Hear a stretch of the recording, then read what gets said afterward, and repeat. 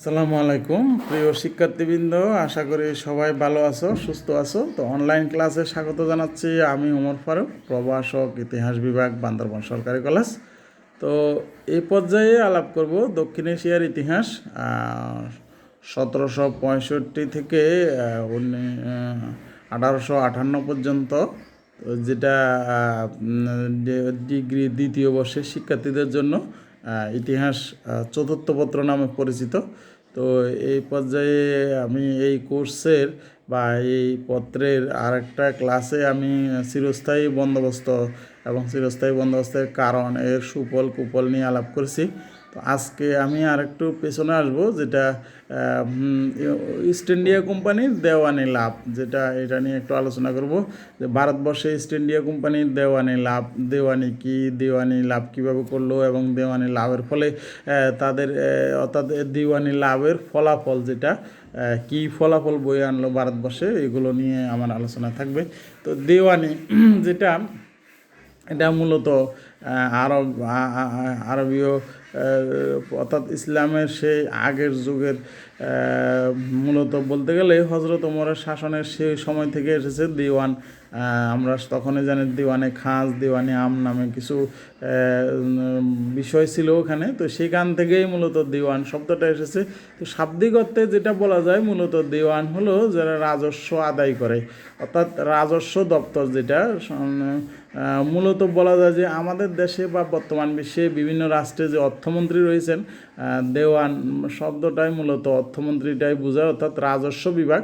সে সময় রাষ্ট্রের মূল আয় ছিল রাজস্ব, যেটা ভূমি ট্যাক্স বা ভূমিকর, যেটা। তো এই মূলত দেওয়ান এবং দেওয়ানের বাহিনী বা দেওয়ানের বিভাগ, যেটা তারা এই রাজস্বগুলো আদায় করতো আর আর্থিক দিকগুলোই দেখতো। তো এটাই মূলত দেওয়ানি। তো এক সময় অর্থাৎ ভারতবর্ষে যে মুঘল আমলে দেওয়ান যে প্রথা প্রচলিত ছিল বিভিন্ন অঞ্চলে, তখন এই দেওয়ান অর্থাৎ বিভিন্ন অঞ্চলে আলাদা আলাদা সুবা, যেটা মুঘল আমলে ছিল, সেখানে দুইটা বিভাগ ছিল। একটা সুবেদার, যেটা উনি একজন, আর দেওয়ান আরেকজন। মূলত সুবেদার তিনি সাধারণ রাজস্ব প্রশাসন প্রতিরক্ষা ব্যবস্থা পরিচালনা করতেন, আর দেওয়ানের কাজ ছিল শুধুমাত্র রাজস্ব আদায় করা। তবে দুইজন আলাদা আলাদা ব্যক্তি হলেও দুইজনের মধ্যে কিছুটা সংযোগ ছিল, কারণ দেওয়ানের রাজস্ব বিভাগের অর্থ ছাড়া তো আর সুবেদার রাজ্য পরিচালনা করতে বা তার সুবা পরিচালনা করতে পারবেন না। তবে দেওয়ান এবং সুবেদার দুইজনেই মুঘল সম্রাট কর্তৃক নিযুক্ত হতেন, এবং এরা আলাদা আলাদাভাবে মুঘল সম্রাটের কাছে তাদের কাজের জন্য জবাবদিহি করতে হতো। বাংলায়ও এই ব্যবস্থা চালু ছিল, কিন্তু এখানে মুর্শিদ কুলি খান নবাব হয়ে আসার পর, অর্থাৎ মুর্শিদ কুলি খানকে সুবেদার হয়ে পাঠানোর পর এই আলাদা আলাদা বিভাগ দুটির বিলুপ্ত হয়। অর্থাৎ মুর্শিদ কুলি খান সুবেদার হিসেবে নিয়োগ পাওয়ার পর তিনি আলাদাভাবে দেওয়ান আর সুবেদারকে আলাদা না করেই তিনি নিজেই সর্বসের্বা হয়ে ওঠেন এবং নিজেই দেওয়ান বিভাগটাকেও তার অধীনে নিয়ে আসেন, এবং তিনি নিজেই দেওয়ান নিযুক্ত করতেন। তো সে সময় থেকেই মূলত ভারতবর্ষে মুঘল সাম্রাজ্যের ক্ষমতা অস্তমিত হয়। অর্থাৎ মুর্শিদ কুলি খান, যিনি 1717 খ্রিস্টাব্দে ভারতবর্ষের মুঘল সাম্রাজ্যের সর্বশেষ শক্তিশালী শাসক আওরঙ্গজেবের মৃত্যুর আরও প্রায় 10 বছর পর তিনি ক্ষমতায় আসেন। তো মুর্শিদ কুলি খান আসার পরেই তিনি ক্ষমতায় বাংলায় সর্বসর্বা হয়ে ওঠেন, এবং বাংলার দেওয়ানি এবং সুবেদার দুই পদটাই তিনি একাই কুক্ষিগত করেন। তো মূলত মুর্শিদ কুলি খানের পর থেকেই বাংলার সুবেদারেরা স্বাধীনভাবে রাজ্য পরিচালনা করতেন, এবং সেজন্য তারা দিল্লির কাছে জবাবদিহিও করতেন না। মুর্শিদ কুলি খান যদিও বার্ষিক একটা নির্দিষ্ট পরিমাণ অর্থ দিল্লির সম্রাটের কাছে পাঠাতেন, কিন্তু তার পরবর্তী শাসকগণ আর সেই অর্থ দিল্লির কাছে পাঠাতেন না। বিশেষ করে আলীবর্দী খান, তিনি বর্গীদের আক্রমণ নিয়ে, অর্থাৎ মারাঠা আক্রমণ নিয়ে এত বেশি ব্যস্ত ছিলেন, এবং মারাঠা আক্রমণ আক্রমণের ফলে তার রাজ্যের আর্থিক ব্যবস্থা এত দুর্বল ছিল যে তিনি ইচ্ছা থাকা সত্ত্বেও মোগল সম্রাটদেরকে বার্ষিক কোনো রাজস্ব পাঠাতে পারেননি। আর তার পরবর্তীতে শাসক যিনি নবাব সিরাজউদ্দৌলা, তিনি তো তার আমলে এসে মোগল সম্রাটদের কাছে রাজস্ব পাঠানো একেবারে বন্ধই হয়ে যায় বলা যায়। তো যা হোক, এভাবেই সুবেদার এবং দেওয়ান একটা পর্যায়ে এসে এক হয়ে যায়। তো 1764 খ্রিস্টাব্দে আমরা দেখি যে বক্সারের যুদ্ধের পর যখন দিল্লির সম্রাট এবং অযোধ্যার নবাব সুজাউদ্দিন বা মীর কাসিম সবাই পরাজিত হয় ব্রিটিশ ইস্ট ইন্ডিয়া কোম্পানির কাছে। এরপর দিল্লির সম্রাট শাহ আলমের কাছে সে সময়কার ব্রিটিশ ইস্ট ইন্ডিয়া কোম্পানির গভর্নর লর্ড ক্লাইভ গমন করেন। তিনি এলাহাবাদে গিয়ে দিল্লির সম্রাট শাহ আলমের কাছে, সে দিল্লির সম্রাট কিছুটা দুর্বল ছিলেন, তার ক্ষমতা কমে যায়, স্থিমিত হয়ে যায়। তো এই পর্যায়ে লর্ড ক্লাইভ দিল্লির সম্রাট শাহ আলমের সাথে সাক্ষাৎ করে তিনি তাকে অর্থাৎ বাংলা, বিহার, উড়িষ্যার জন্য দেওয়ান নিযুক্ত করতে অনুরোধ করেন। তো দিল্লির সম্রাট শাহ আলম তিনি নিজেই এই ধরনের একটা সুযোগ খুঁজতেছিলেন। তো তিনিও লর্ড ক্লাইভের প্রস্তাবে রাজি হয়ে কাকে দিওয়ান নিযুক্ত করবেন সে চিন্তা যখন করতেছিলেন, তখন লর্ড ক্লাইভ ইস্ট ইন্ডিয়া কোম্পানিকে বাংলার দিওয়ান নিযুক্ত করার জন্য আগ্রহ প্রকাশ করলে দিল্লির সম্রাট শাহ আলম সেটা সাদরে গ্রহণ করেন। ফলে তাদের মধ্যে একটা চুক্তি হয় যেটা এলাহাবাদ চুক্তি নামে পরিচিত। এটা 1765 খ্রিস্টাব্দের হয়। তো 1765 খ্রিস্টাব্দে এই চুক্তির ফলে মূলত বাংলা, বিহার, উড়িষ্যার দেওয়ানি ইস্ট ইন্ডিয়া কোম্পানির হাতে চলে যায়। তো সেখানে যেটা চুক্তি হয় যে ইস্ট ইন্ডিয়া কোম্পানি দিল্লির সম্রাটকে বার্ষিক রাজস্ব বাবদ 26 লক্ষ টাকা সম্রাটের কাছে প্রেরণ করবেন। আর বাকি টাকা থেকে অর্থাৎ বাকি অর্থ থেকে 53 লক্ষ টাকা নিজামতের জন্য অর্থাৎ সাধারণ প্রশাসন পরিচালনা করার জন্য বাংলা, বিহার, উড়িষ্যার নবাবকে দিবেন। আর বাকি অর্থ যা পাওয়া যায় সেটা ইস্ট ইন্ডিয়া কোম্পানির অধীনে থাকবে বা তারাই ভোগ করবেন। তো এইভাবেই মূলত ভারতবর্ষে বাংলা, বিহার, উড়িষ্যার দেওয়ান ইস্ট ইন্ডিয়া কোম্পানির হাতে চলে আসার পর আস্তে আস্তে ইস্ট ইন্ডিয়া কোম্পানি ভারতীয় উপমহাদেশের সাম্রাজ্য প্রতিষ্ঠায় এগিয়ে যায়, অনেকাংশে এগিয়ে যায় বলা যায়। তো ইস্ট ইন্ডিয়া কোম্পানির হাতে দেওয়ানি বা বাংলার দেওয়ানিটা ইস্ট ইন্ডিয়া কোম্পানির হাতে যাওয়ার পরেও ইস্ট ইন্ডিয়া কোম্পানি প্রত্যক্ষভাবে দেওয়ানি কাজে অংশগ্রহণ করেননি। এখানে অবশ্য কিছু সমস্যা বা জটিলতা ছিল। সেটা হলো ইস্ট ইন্ডিয়া কোম্পানি সে সময় এত লোকবল ছিল না যে এত বড় বাংলা, বিহার, উড়িষ্যার মতো বিশাল একটা অঞ্চলে তারা মাঠ পর্যায়ে রাজস্ব আদায়ের মতো বিশাল বাহিনী বা দক্ষ লোক সে সময় ইস্ট ইন্ডিয়া কোম্পানিতে ছিল না।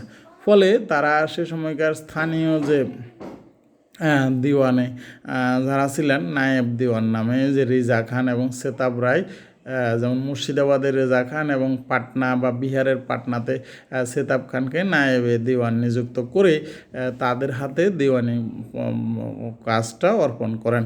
কোম্পানির কাজ ছিল তাদের অর্থাৎ নায়েব দিওয়ান সেতাব রায় এবং রেজা খানের দেওয়ানিটা তদারকি করা এবং তাদের কাছ থেকে উদ্বৃত্ত অংশ নিয়ে নেওয়া। এইভাবেই মূলত ভারতবর্ষে ইস্ট ইন্ডিয়া কোম্পানি তাদের দেওয়ানে কাজ চালিয়ে যেতেন। আর একটা সমস্যা ছিল তাদের, সেটা হলো তারা এই বিশাল অঞ্চলে তাদের দক্ষ কর্মী ছিল না, সেটাও ঠিক আছে, কিন্তু স্থানীয় পর্যায়ে ভাষার দুর্বলতা এবং স্থানীয় পর্যায়ে যোগাযোগের অপ্রতুলতার কারণেই ইস্ট ইন্ডিয়া কোম্পানি দেওয়ানিটা নিজে হাতে সরাসরি গ্রহণ করতে আগ্রহী ছিলেন না। তারপরে সে সময় ভারতবর্ষে আরও কয়েকটি ইউরোপীয় বণিকরা ব্যবসা বাণিজ্য করত। তারা স্থানীয় প্রশাসনকে কর দিতে বা রাজস্ব দিতে আগ্রহী হলেও ব্রিটিশ ইস্ট ইন্ডিয়া কোম্পানিকে রাজস্ব দিতে প্রস্তুত ছিলেন না মোটেও। তো এসব কারণে মূলত ব্রিটিশ ইস্ট ইন্ডিয়া কোম্পানি দেওয়ানির দায়িত্বটা নিয়ে নিল। তারা সে সময়কে স্থানীয় প্রশাসনকে দিয়ে দেওয়ানির কাজ চালিয়ে নিত। তো দেওয়ানি চালিয়ে নেওয়ার নিত এবং এটা লর্ড ক্লাইভের আমল পুরাটাই ছিল। পরবর্তীতে এই দেওয়ানিতে অর্থাৎ ব্রিটিশ ইস্ট ইন্ডিয়া কোম্পানির দেওয়ানি কাজ এবং নবাবের আলাদাভাবে শাসন বা নিজামত পরিচালনার ফলে একটা ডুয়েল গভর্নমেন্ট, যেটাকে বাংলায় দ্বৈত শাসন বলে, এই দ্বৈত শাসন ব্যবস্থার উৎপত্তি হয়।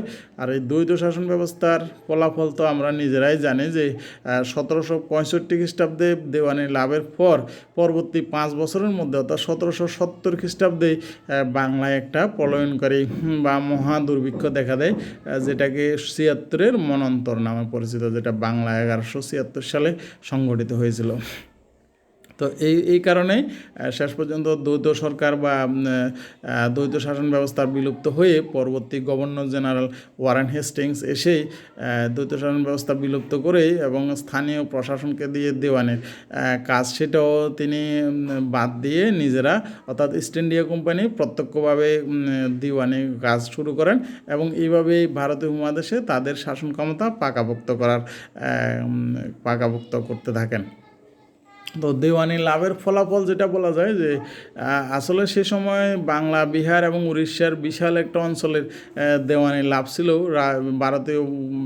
ভারতীয় উপমহাদেশে ব্রিটিশ ইস্ট ইন্ডিয়া কোম্পানির জন্য একটা রাজনৈতিক সফলতা বা বিজয়, যেখানে অর্থনৈতিক বিজয় ছিল এবং তাদেরকে এই অঞ্চলে তাদের পরবর্তী যে বা শাসক হয়ে ওঠার পেছনে অনেকগুলো সুবিধা সৃষ্টি করেছিল যে দেওয়ানি লাভ। এবং পরবর্তীতে লর্ড ক্লাইভ যেটা উল্লেখ করেছেন যে বাৎসরিকভাবে মুঘল সম্রাটকে 26 লক্ষ টাকা দেওয়ার পরেও এবং সে সময়কার যে স্থানীয় প্রশাসন নিজামত পরিচালনার জন্য 53 লাখ টাকা এইগুলো দেওয়ার পর এবং কোম্পানির সামরিক বেসামরিক বিভিন্ন ব্যয় পরিচালনার পরেও ইস্ট ইন্ডিয়া কোম্পানির হাতে রাজস্ব বাবদ প্রায় 3 কোটি টাকা উদ্বৃত্ত থাকতো, যার ফলে তারা আর ইউরোপ থেকে বা ব্রিটেন থেকে আলাদা অর্থায়নে পুঁজি লাগানোর প্রয়োজন ছিল না। ফলে বোঝা যায় যে ইস্ট ইন্ডিয়া কোম্পানির দেওয়ানি লাভের ফলাফল তাদের জন্য অনেক ভালো একটা দিক নিয়ে আসে। ফলে তারা এই অঞ্চলে আরও বেশি রাজস্ব আদায়ের জন্য উঠে পড়ে লাগে। তো এই দেওয়ানি লাভের ফলাফলে যেটা দেখা যায় যে দ্বৈত শাসনের ফলে সে সময়কার নবাব ব্রিটিশদের একটা ক্রীড়ানকে অর্থাৎ ইস্ট ইন্ডিয়া কোম্পানির ক্রীড়ানকে পরিণত হন। অর্থাৎ শাসন ক্ষমতাটা তার হাতে, কিন্তু আর্থিক ব্যবস্থা বা আর্থিক কোনো ক্ষমতায় তার হাতে না থাকার ফলে একটা দ্বন্দ্ব, মতবিরোধ এবং বিশৃঙ্খলা দেখা দেয় শাসনতন্ত্রে, যার ফলাফল তো আমি কিছুক্ষণ আগে বললামই। তো এইভাবেই মূলত ব্রিটিশ শাসক বা ইস্ট ইন্ডিয়া কোম্পানির দেওয়ানি এবং স্থানীয় নবাবের দ্বারা শাসন ক্ষমতা পরিচালনার ফলে দ্বৈত শাসন যেটা দেখা দেয়, এই দ্বৈত শাসনের ফলে যেটা হয় যে ব্রিটিশ ইস্ট ইন্ডিয়া কোম্পানি তারা বছরের পর বছর শুধু রাজস্ব বাড়াতে থাকে, যেহেতু তাদের রাজস্বে প্রচুর উদ্বৃত্ত থাকার ফলে লাভজনক একটা ব্যবসায় পরিণত হয়। এবং এর ফলে দেখা যায় যে সে সময়কার রাজস্ব বৃদ্ধির ফলে জমিদার অর্থাৎ পূর্বে যে জমিদাররা রায়তদের দিকে একটু সুদৃষ্টি দিত এবং জমির উন্নয়নে ভূমিকা রাখত, কিন্তু ব্রিটিশ ইস্ট ইন্ডিয়া কোম্পানি দেওয়ানি লাভের পর জমির উন্নয়নের দিকে কোনো খেয়াল না করেই শুধুমাত্র জমির রাজস্ব বাড়ানোর দিকে মনোযোগী দেয়। ফলে এক সময়কার রায়তরা বাধ্য হয়ে অতিরিক্ত রাজস্ব দিতে না পেরেই তারা ওই জমি জমা ত্যাগ করেই শহরে চলে আসে বা অন্যত্র চলে যেত। তো এইভাবে মূলত একটা বিশৃঙ্খলা পরিবেশের সৃষ্টি হয় এবং স্থানীয় জমিদাররা স্থানীয়ভাবে সেখানে যে উন্নয়ন হতো জমি সেটাও চলে যায়। এবং এই ক্লাইভের এই দ্বৈত শাসন ব্যবস্থার পরবর্তী ফলাফল ছিল অত্যন্ত মারাত্মক, কারণ জমির রাজস্ব বছরের পর বছর বৃদ্ধি হওয়ার পরও দেখা যাচ্ছে যে জমিতে উৎপাদন ব্যবস্থা তেমন বৃদ্ধি পায় নাই। এর অবশ্য কারণও ছিল, কারণ 1768 সালের শেষ দিকে এসেই সেখানে একটা মারাত্মক অর্থাৎ বাংলায় মারাত্মক খরা দেখা দেয়। অনেক দিন যাবৎ বৃষ্টি না হওয়ার ফলে পর্যাপ্ত ফসল বা শস্য উৎপাদন হয়নি। উপরন্তু 1769 সালে প্রায় টানা 8 মাস বৃষ্টি না হওয়ার পর সে পর্যাপ্ত জমির পর্যাপ্ত ফসল হয়নি, কিন্তু পর্যাপ্ত ফসল না হলেও সরকারের বা ব্রিটিশ ইস্ট ইন্ডিয়া কোম্পানির উচ্চ রাজস্ব আদায়ের ফলে যারা স্থানীয় কৃষক বা যারা ভূমিতে চাষাবাদ করতো, শস্য উৎপাদন করতো, তারা একেবারে নিঃস্ব হয়ে পড়ে। তো এই পরিস্থিতিতে যে সামান্য যে কিছু শস্য ছিল, যোগান ছিল, সেটাও স্থানীয় ব্রিটিশরা অর্থাৎ যে ব্রিটেনের যে কর্মীরা ছিল, তারাই এই পণ্যগুলো কম দামে কিনে মজুত শুরু করে এবং তারা বেশি দামে বিক্রি করে, অর্থাৎ কৃষকদের কাছে বা স্থানীয় জনসাধারণের কাছে চড়া দাম দিয়ে নিতে বাধ্য করা হয়। ফলে খুব অল্প দিনের মধ্যেই একটা মহাবিপর্যয় নেমে আসে এবং মানুষ অর্থাৎ স্থানীয় জনসাধারণ তাদের অর্থ সম্পদ সব হারিয়ে পরিস্থিতি এমন পর্যায়ে চলে যায় যে অনেকেই তাদের পরিবার পরিজন বা নিজস্ব ছেলেমেয়ে বিক্রি করেই পেট চালানোর চেষ্টা করে যায়, কিন্তু এতেও তারা সফল হয়নি। শেষ পর্যন্ত দেখা যায় যে নিজের গবাদি পশু বিক্রি করে গাছ লতা পাতা খেয়েও, এমনকি মানুষের মাংস ভক্ষণ করারও উদাহরণ রয়েছে। তো এই 1770 সালের মহাদুর্ভিক্ষে বাংলার প্রায় 1/3 লোক মৃত্যুবরণ করে। ফলে বেশিরভাগ আবাদি জমি কিছুদিনের জন্য অনাবাদি হয়ে জঙ্গলাকীর্ণ হয়ে যায় এবং সেগুলো বন্য জন্তুর চারণভূমিতে পরিণত হয়। তো মূলত এই পরিস্থিতিটা সৃষ্টি হয়েছিল মধ্য এবং পশ্চিমবঙ্গে। বাংলার এদিকের অঞ্চল যেটা ঢাকা, কুমিল্লা বা চট্টগ্রামের এদিকে তেমন বিপর্যয় দেখা যায়নি। ফলে ওই পশ্চিমবঙ্গের এবং মুর্শিদাবাদ, পাটনার ওদিকের অনেক মানুষ এই অঞ্চলে চলে আসে, ফলে সেই অঞ্চলের জমিগুলো অনাবাদি পড়ে থাকে। তো এইসব কারণে বিপর্যস্ত অবস্থায় থেকে শেষ পর্যন্ত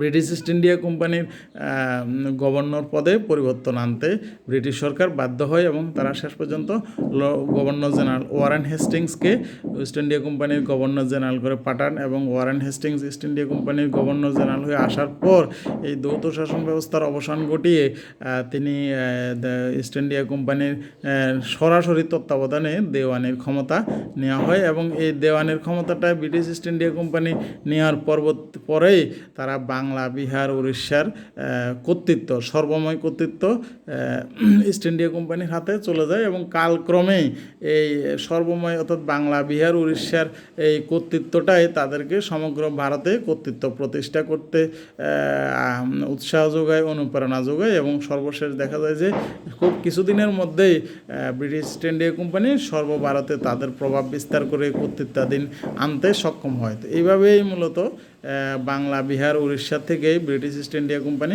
সমগ্র ভারতবর্ষে তাদের শাসনাধীনে নিয়ে আসে ব্রিটিশ সাম্রাজ্যের আকার পরিবৃদ্ধি করে। তো এটাই ছিল আজকে আমার আলোচনার বিষয়। পরবর্তী ক্লাসে আবার নতুন একটা বিষয় নিয়ে আলোচনা আসবো। সে পর্যন্ত তোমরা সবাই ভালো থাকবে, সুস্থ থাকবে। সবাইকে ধন্যবাদ। আল্লাহ হাফেজ।